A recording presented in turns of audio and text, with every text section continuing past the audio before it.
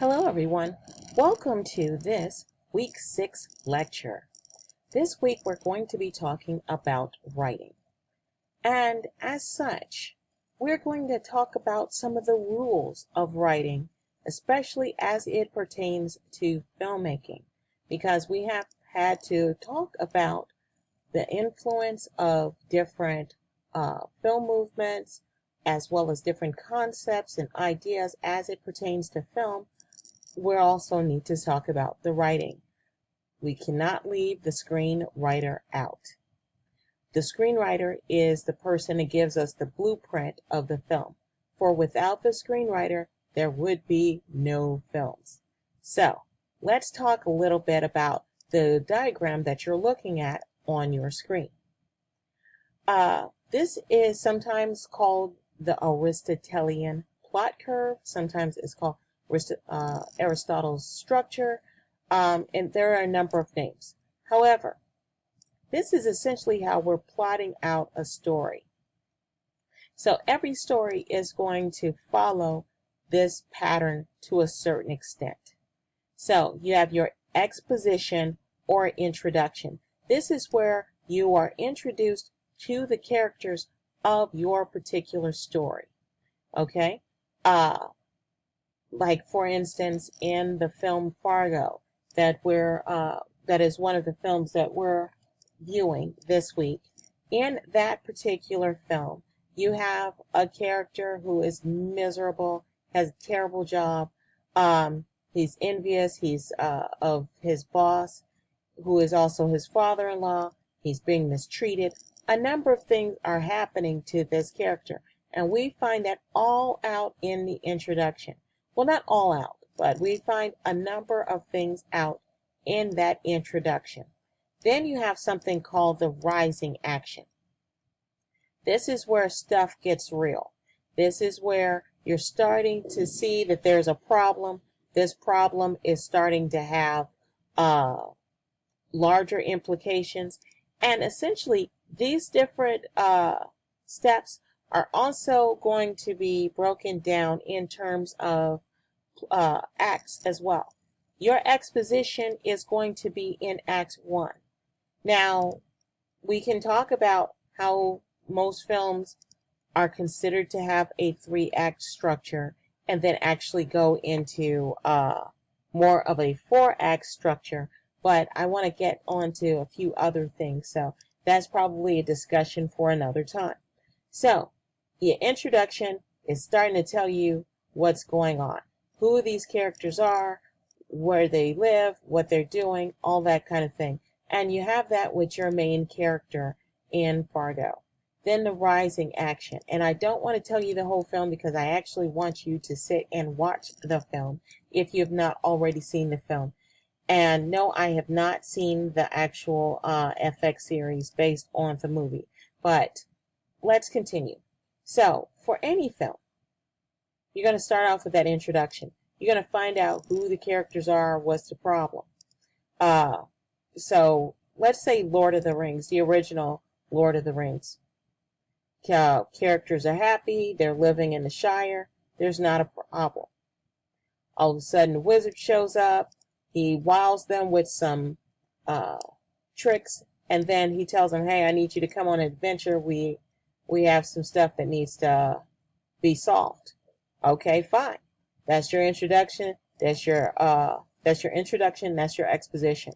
Then you have a rising action, the conflict. Well, you have the problem that you have people who actually want to take over Middle Earth, who want to take over the world. They're causing problems. They want darkness to take over the land. Okay, that's the problem. Okay, so that's your rising action and your conflict.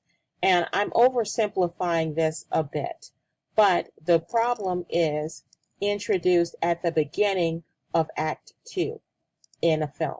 So the problem that is being introduced, it's sort of touched on in Act 1, but it's also really being introduced in Act 2, where you have your rising action. And sometimes if you watch a good film, you can actually feel the rising action. You can feel a little bit tense for the actual characters in the film. So a lot of times that's like your little subtle clue that the rising action is about to happen. Uh, you know that this is a problem and it's not going to get any better before it's solved. So anyway, so that's your rising action. Okay, where you start to actually feel the problem taking root and that you can't go back to just this nice little place where you were before. Conflict is essentially good versus evil. Now the climax, this is the highest action. This is where things get real. This is where Frodo has developed an addiction to this actual ring. He's starting to want the ring as well. This is all a problem, and it's getting worse. So first off, it's a heavy burden that he has to actually carry this ring to destroy it, because he's the only one that's good enough to do it. But it's also starting to have a problem, have a nasty little negative effect on him. So again, that's a problem. Have to get rid of that ring. So then the falling action is where you're starting to solve some of the problems that have been introduced in Act 2 or the beginning of Act 3. And so you're following, this is the falling action, or the denouement. For those of you who actually speak French, my apologies for the atrocious pronunciation.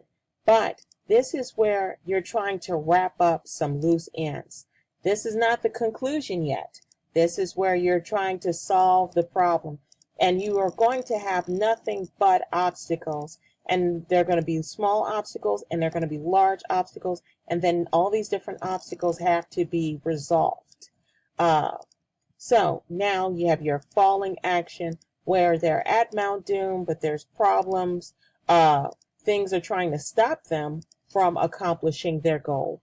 The things being the orcs and the other evil armies and all this kind of stuff. And it seems like more and more evil armies are being created as they speak, whatever. Then there's the problem where he's being corrupted by the burden that he has to bear.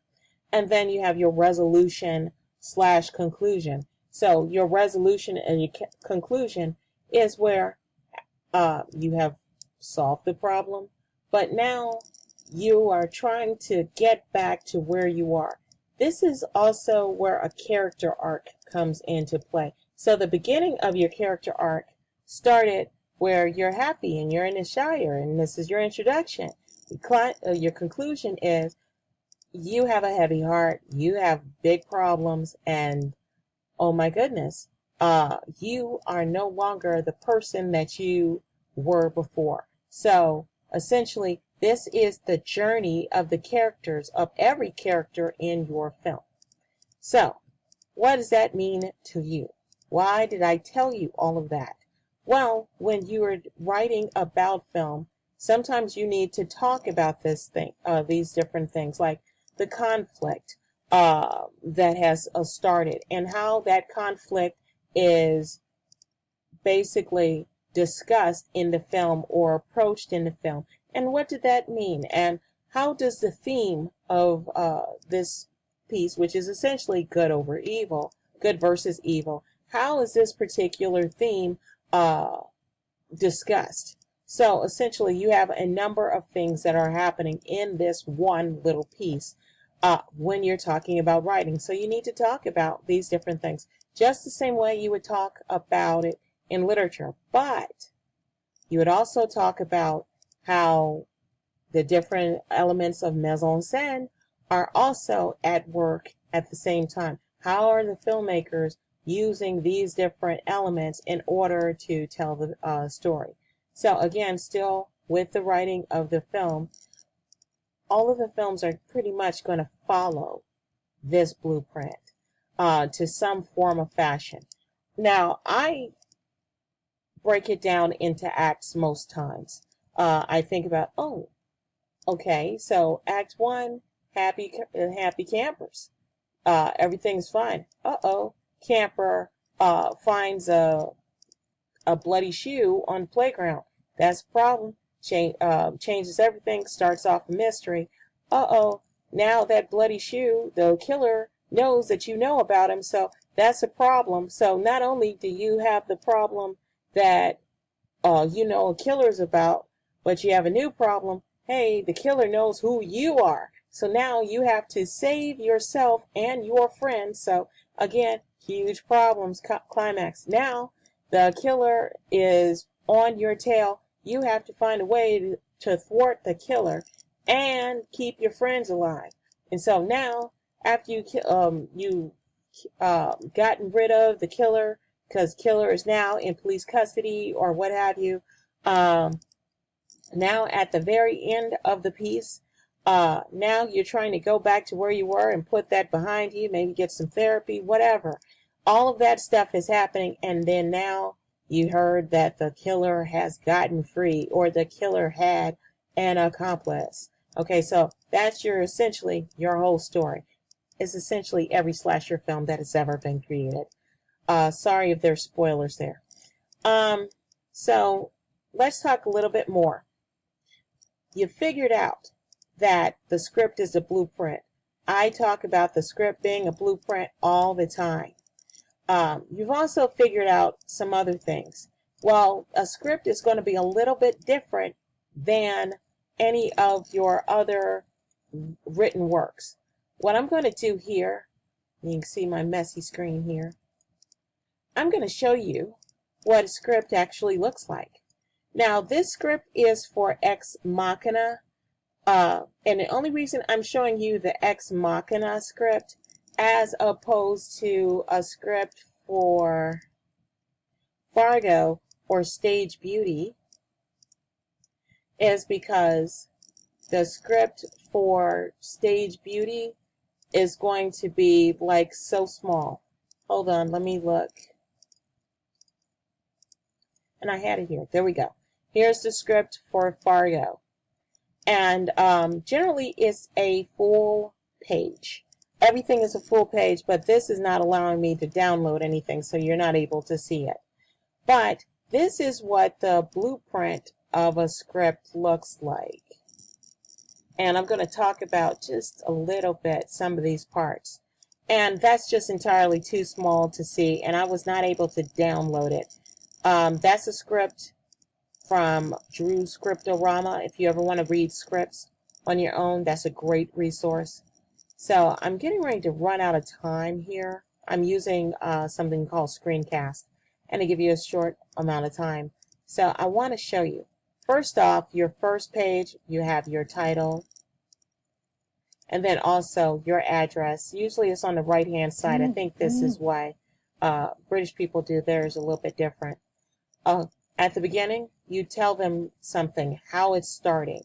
Now, these people are, this person, Alex Garland, wrote the script for Ex Machina. If you've not seen it, good film, need to watch it. Most scripts start off this way. It's going to give you a little bit of information. Generally, it's going to start off with something called a slug. And that slug is giving you location. So INT stands for interior, the location is office, and the time of day. And mostly is day or night, but you have some people that go dusk, midnight, early afternoon, whatever. And then you're given a little bit of description, such as computer monitor, lines of code appear as they are typed. So you're actually seeing this. But they're also telling us we're going to move to another shot. So cut to a view above an ultra cool, ultra design open plan office. In a kitchen area, young men and women mill and chat, casually dressed. Feels like an intelligent, relaxed environment. Usually this is in full sentences, but you're getting the drift. I'm going to move down just a little bit because I want you to actually see what dialogue looks like. Let me get a little bit further down. Okay, so interior helicopter day. Caleb wakes up abruptly to find himself in the front seat of a helicopter. Caleb is speaking, how long was I out? So essentially, this is what a script looks like, and then you break it down into all of the pieces you need. Have a good evening. Bye bye.